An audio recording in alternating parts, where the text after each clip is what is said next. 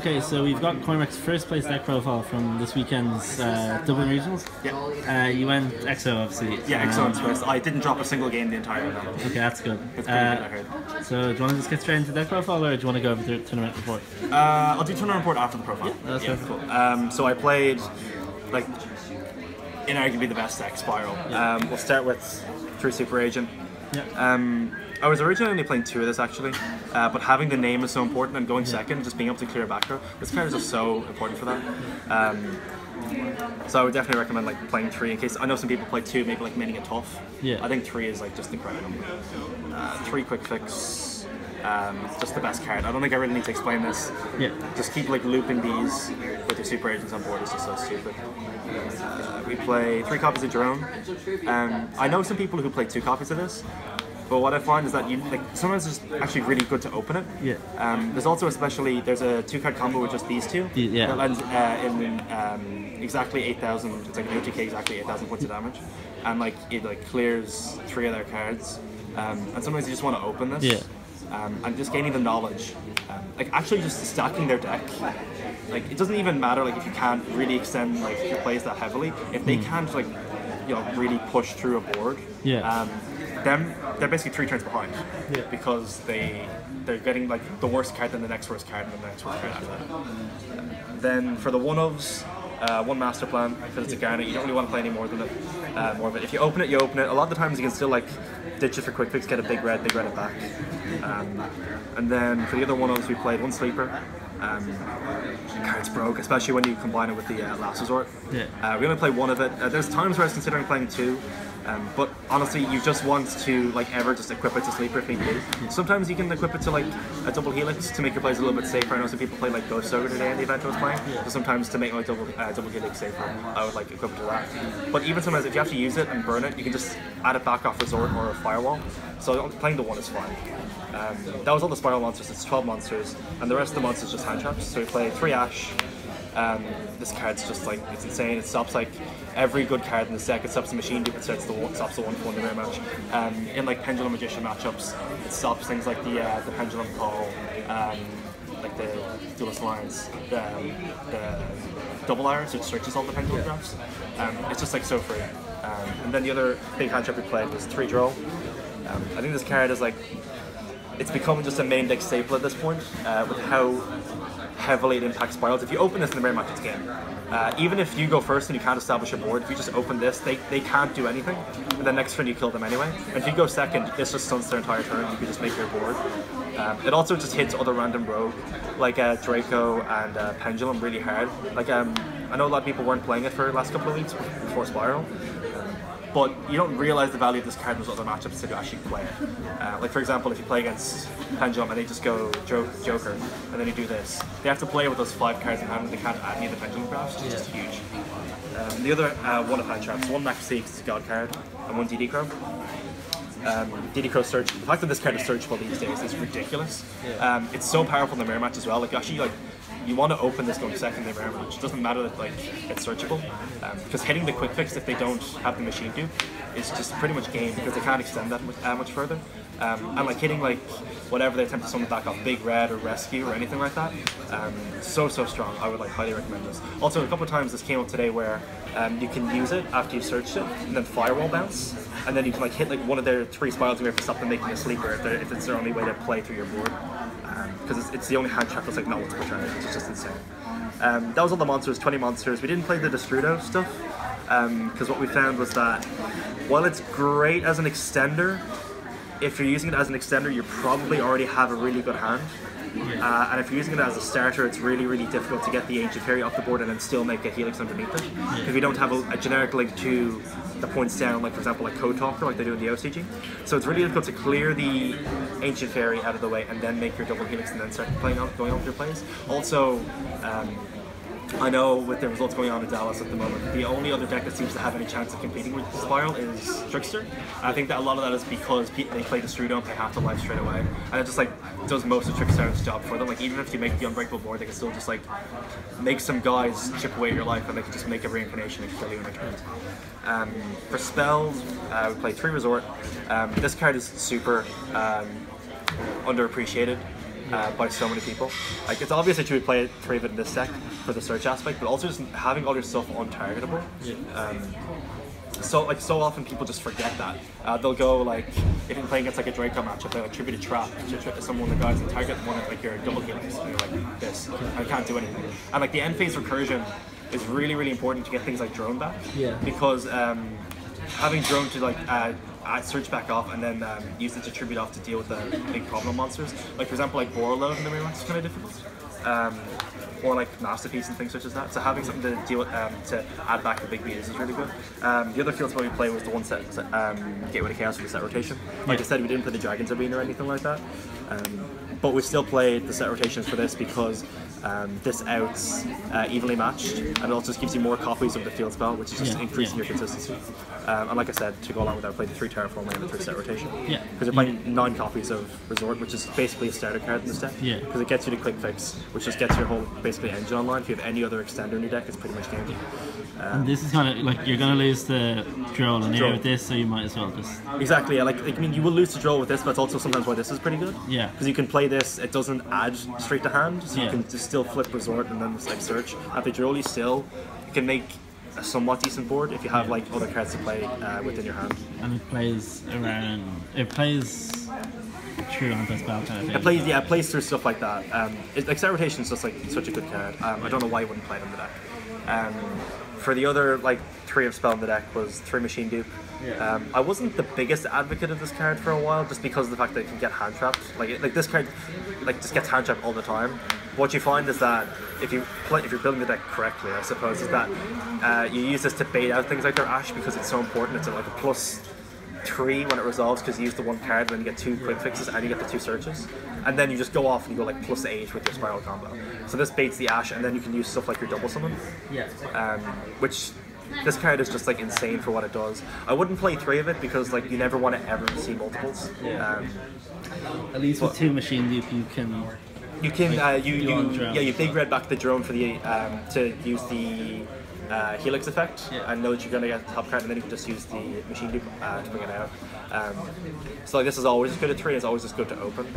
This is also just really good at playing through boards going second as well, because I think that they've like dealt with the entire thing. If you go a quick fix, they stop the quick fix, and then like you're forced to use like Super Agent. You guess wrong with Super Agent, but then you just do this.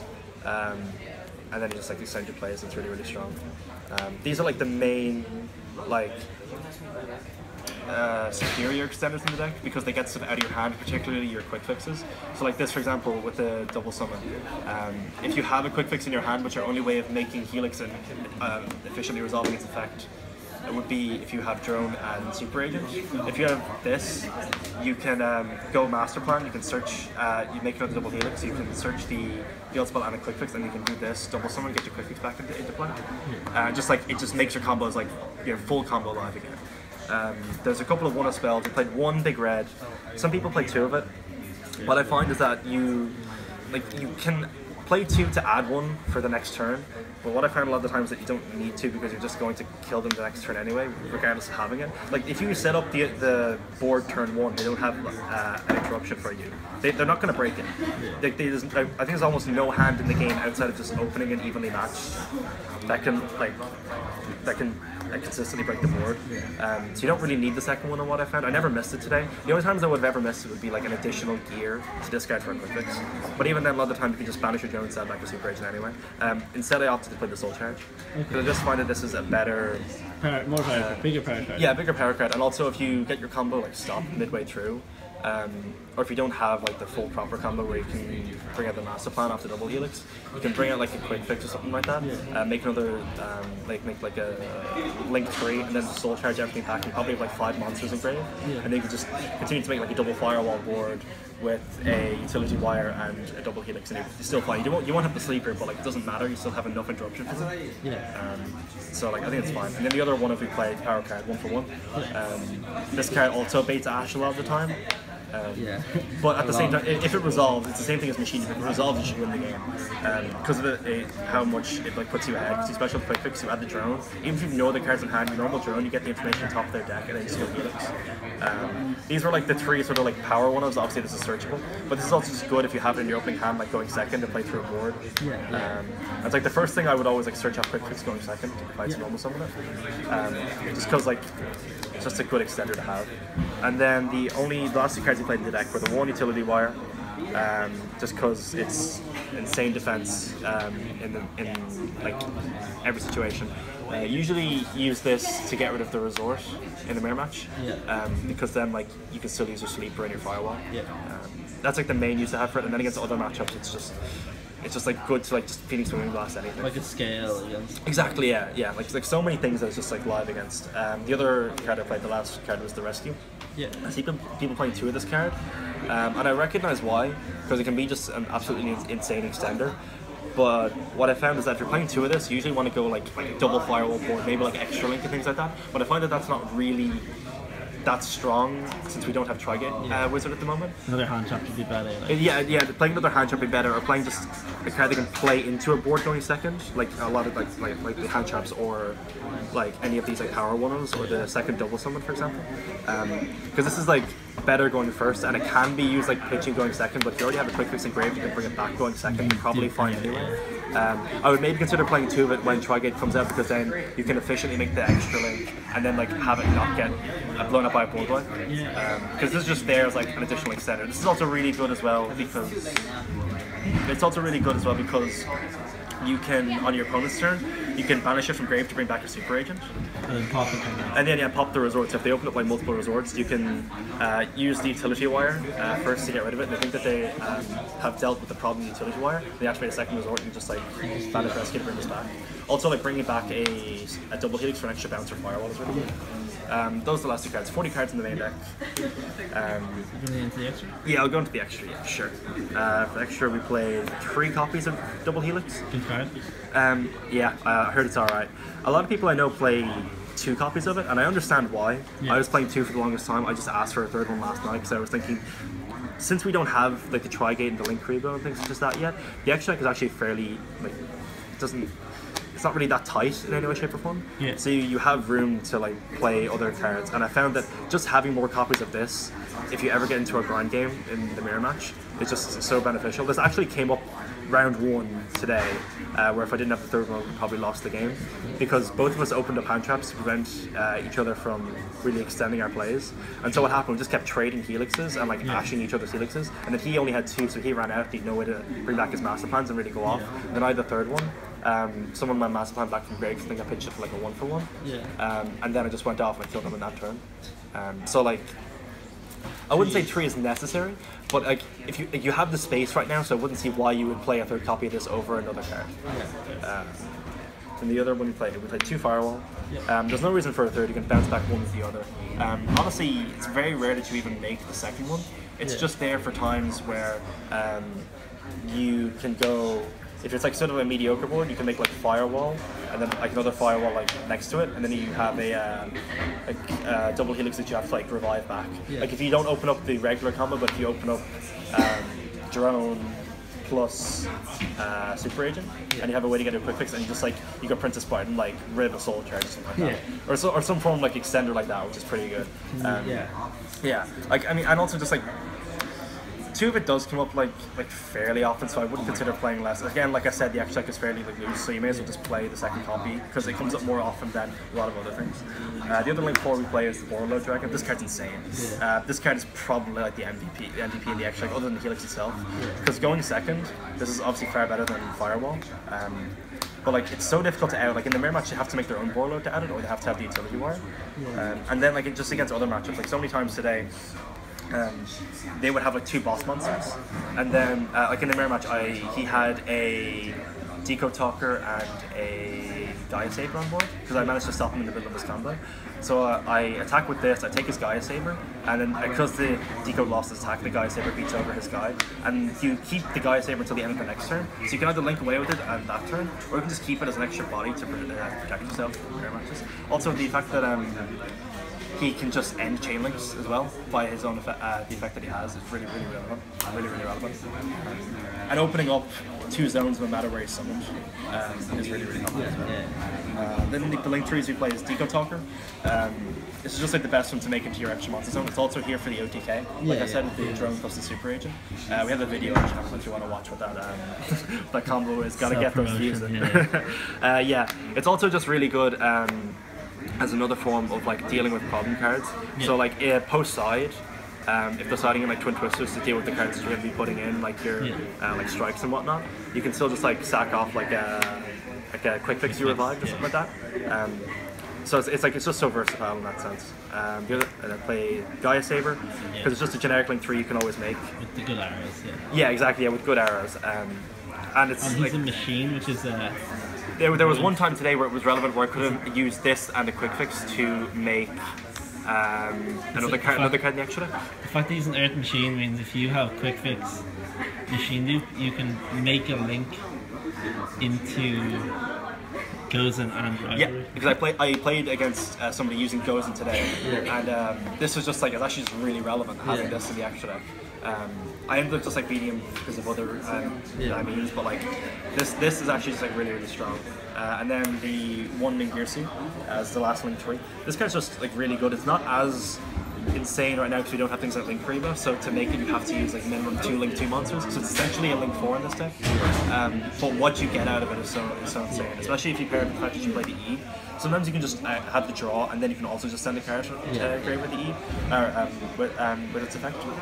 And it's also just like, it's a big body on its own, and like if you have a firewall in your extra monster zone, this points up as opposed to the Gaia Saber, which points down, so you have an extra bounce if need be sometimes.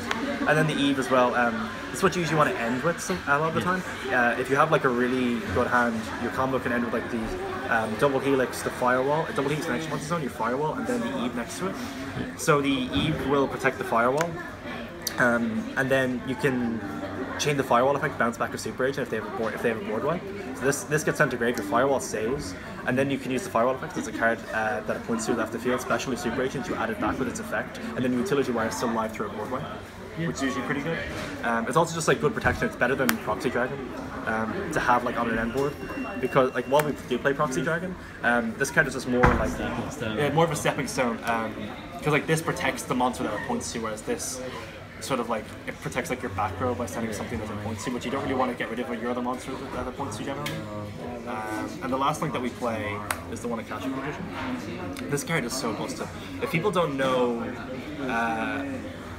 where to summon the sleeper into, and to summon it opposite your extra monster zone, you just summon this and there, and they cannot do anything. Like, it's just like such an easy out. I saw it happen to a bunch of other people today. I did it once against a decode. Because it doesn't target. Yeah, exactly. And just like, it makes it so free. You can also you can make it with a lot of means, but like I was saying earlier, this is like an Earth machine.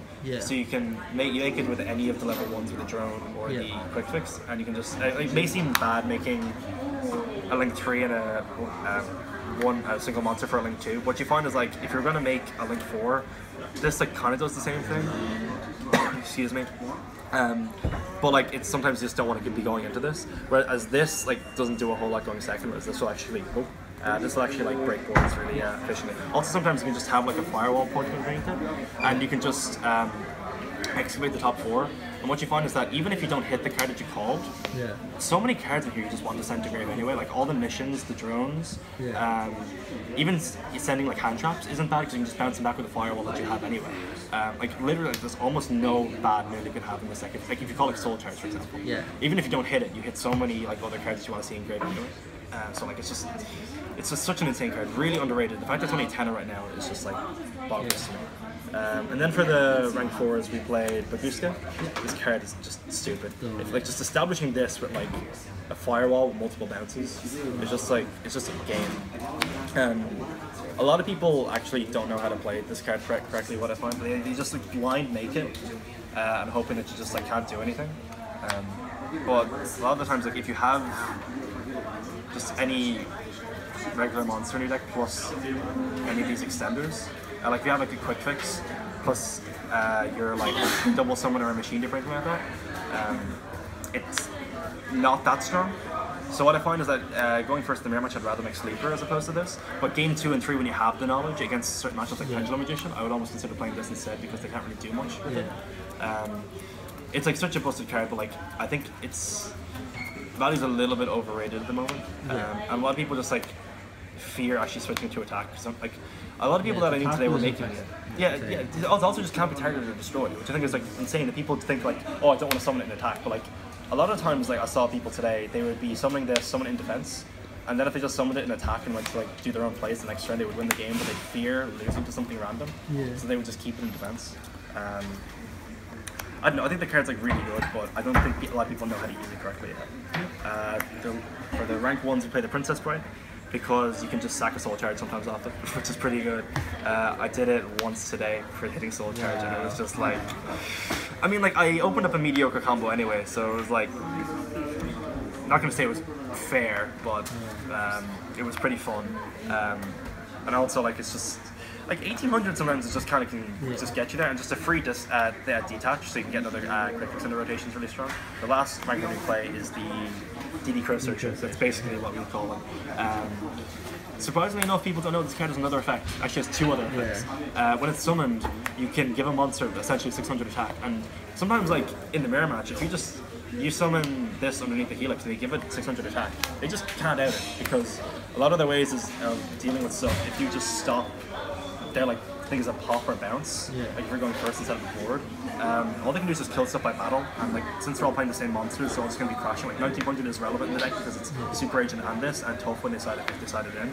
So bumping this by 600 is honestly just like get you there. Also, like in random situations, if you're playing against Destrudo builds, this also has another effect where your opponent also takes the same amount of battle damage you would take with this card, so it's 0/0. So if they're playing Destrudo build, you can just kind of kill them very easily. You can just summon this, and just like crash into something, and they're like down to really low life already, and you just kill them even easier. That was the actual, like, there was nothing else I really felt would be necessary to put in. Like I said, the actual, like, there's loads of space in it at the moment. So like you can feel free to put in what you want right now. When Trigate and stuff like that comes out, obviously you take out some things for it. But I think like this is like I think I summoned every single card in this actually today, which I think shows like that like all the cards were actually relevant. They were all worth playing. And then side deck, first of all, gotta shout out like all the tokens. Shout out to Big Pal, he taught me everything I know about SPYRAL. And then for the real side deck, we play 3 Ghost Reaper, going second in the mirror. I didn't bother playing any other targets for cherries. Like I don't play the Ancient Fairy because I don't play the Destrudo, and I didn't want to side in stuff like AB Dragon Buster because I feel like you just beat those other decks anyway. And I feel like at this moment, since we don't have things like Trigate, just Reapering the double helix does enough most of the time anyway. So I felt there was only like worthwhile target to play. I opened this like a bit too often in my mirror matches, I'll be honest. I think I opened it going second in 2 out of my 3 mirror matches going second. I mean, like I didn't drop a game at all today, so I never sided for going first. So like basically in just 2 of the 3 games I sided, I just saw this, so it was kind of unfair. And then other monsters in setting, played 2 Gamma Seal. Just to out like problem cards, like a Dark Law, Masterpiece, sort of things like that, in case you're worried about them. To kind of go along with that, I played also the 1 copy of Tough, because it's a searchable out to things like Dark Law, although searching it may not be great with Dark Law because of its own effect, which you get what we mean. We thought this would be better than like 3 of this because of the fact that it is searchable, and you can also, it counts as Super Agent, so you can rotate quick fixes and stuff with it. Exactly, things like that. It's just really versatile. Sometimes you just don't want to give them a monster with things like Gamma Seal. And the last monster we play is Scythe, because we played the artifact package. I'll just put this down here with it. I never sided this in once today because I never had to go first post side, because I won every game. Like I mean, but like in theory this is really good because in the mirror match they're going to be signing in back row removal going second, as well as extra hand traps. You can even just like, if you draw this, just set like 2. Yeah, exactly. Like this is a way to be blown up. Things. And even like opening this isn't that bad because you can like pitch it for quick fix and then send it back with the resort. Which is really strong. Like and like if you side in things like strikes, they can just 2 Twister and do nothing, whereas this also pops one of their cards as well. So it's just good in pretty much every situation. Again, in theory, it was correct. I never had to play game 3, so I don't know. And then other side cards were 3 Twin Twister, these were mostly for mirror match. I would only side 2 in the mirror match, because what I found is that you only have room to side about 5 cards in this variant, because we're not playing things like Destrudo going second. Yeah. So we'd side in 3 cherries and 2 Twin Twister, because you need to out the set rotation block. Yeah. But if you have enough hand traps, you can just stop them playing, and you don't have to worry that much about it, so you only side 2. But for random things like Pendulum Magician, you would side the 3rd copy, and a bunch of other things, like against like ABC or Drake or things such as that. And then the last 2 side cards you played were 2 board wipes for Geki Darkle. You'd side these in for like random things like your ABCs, like your random rogue that you would find at like any sort of event. Side these in against things like maybe like Tricksters, because I know that they're going to be kind of relevant. And that's like you wouldn't side these in the mirror. Well, in this version of the deck anyway, you wouldn't side them in against the mirror because you just don't have space. I feel like this is more valuable. But they're just like good generic outs, and board wipes are always good to have. Yeah, I think the deck overall functioned pretty much as perfectly as could be. Like the thought process behind a lot of the stuff in this deck was to just have it be as consistent as possible, especially like going second to play into boards. Because what I found to be the most annoying thing was that the deck is so consistent as is, but sometimes you're playing those cards like the Destrudo and things which really can enhance your turn 1 as additional extender, but they can be just really awful game 2 and 3, or game 2 and 3 going second, because of the fact that like when you're always going to decide, you might go like game 2 and 3 when you're going second anyway, along with the set rotations. So if you're only playing cards for going first, and like they're not doing much else to really improve the combos you're going to be making turn 1 without them, I feel like it's not going to be worth it. You might as well just play extra like hand traps and things such as that to just prevent them from actually making the board in the first place. But yeah, that's pretty much it. Shout out to, I give a tournament report actually. So I just put tournament report. Yeah, I played like 3 spirals. It was like there's actually a lot more spirals than I expected. A bunch of mirror matches. I only won 1 dice roll today. So for people thinking that it's like it's very dice rolly, it's actually like not. If you know how to play the deck correctly, it actually counts for such a big thing. Like in all the mirror matches I played, I always felt as if I had the upper hand. I felt like I knew more than my opponent. Like there's a couple like niche interactions that I won't get into in this video. Maybe I will at some point later on. That you can just tell the difference between somebody who's tested the deck a lot and knows like all the different like scenarios, and somebody just picked up the deck knowing that it's tier 0. And just decided to think that they could just top an event with it. And yeah, I think like the deck is just so broken. Like, because in my other matchups against Pendulum Magician and it was actually Fire King, get pure Fire King deck. It was really cool actually, because like you just make Arvada, the new guy from the new set, and a bunch of hand traps, and you just stop pretty much every play. There's just so much destruction. But what you find is that like just the deck actually can play through so much more than what people give it credit for. A lot of people think it's sort of like very fragile. Yeah, like it's fragile when the opponent opens up loads of ways to like stop your plays, like the spiral combo in the mirror match. Yeah, exactly. Yeah, like, things like that. But to be honest, the deck can play through a lot more than what people give it credit for. So I think, like I said, like I 2-0'd everybody, and it wasn't even a case of that my hands were godly all day. Like a lot of times I just opened up like double set rotation and gateway. I moved the 2 cards just kind of got me there. Like the deck just has like so much power in it, like so many like strong combos, and you can afford to play decent amount disruption in it, which is really really helpful. Yeah, I think that's like pretty much everything for the tournament report. Like I mean, like I said, like didn't drop a game. I don't think like it's maybe the fairest reflection because I opened hand drops a lot going second, which won't happen all the time. Shoutouts, Team Kuribrohs obviously. You know, best team in Ireland, coming up winning another event this year. I think we're still 100% for wins so far this year. Won like 7 events in 30 years. Yeah, pretty much. It's like it's insane the streak we're on at the moment. Shout out to Billy behind the camera, fellow YouTuber. We're all here. We're the real team. We're the real team, yeah. Shout out to Weebs and Farmers, of course. In Niall Bennett's wet dreams, the best team in Ireland. The only real best team. And shout out to fucking Ryan for testing with me the mirror match like for like all of last night, the last like day or two.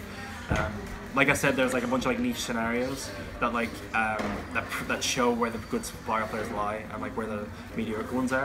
And like playing all those games with him helped me realize a bunch of those different things. He came third at the event as well. His deck profile's up on the channel. I think like I had to play him round 1, which is unfortunate. But like coming first and third with which fairly similar deck lists, I think just shows how strong the deck was. I think that's that's pretty much it. Yeah. So, That's everything for sure. that's everything for shoutouts. Yeah, I think. Yeah, well, thank you very much, and congratulations on another Team Kuribrohs win. Bringing it to 2017 being the best year ever. Thank you very much. Well done. Thank you. Thanks, Cormac.